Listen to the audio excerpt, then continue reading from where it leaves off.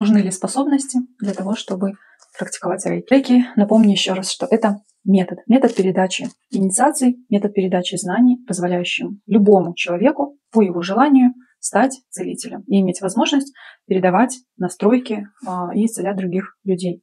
Для того, чтобы стать практиком рейки-целителем, нужно просто принять инициацию от мастера. Практиковать рейки может каждый желающий человек.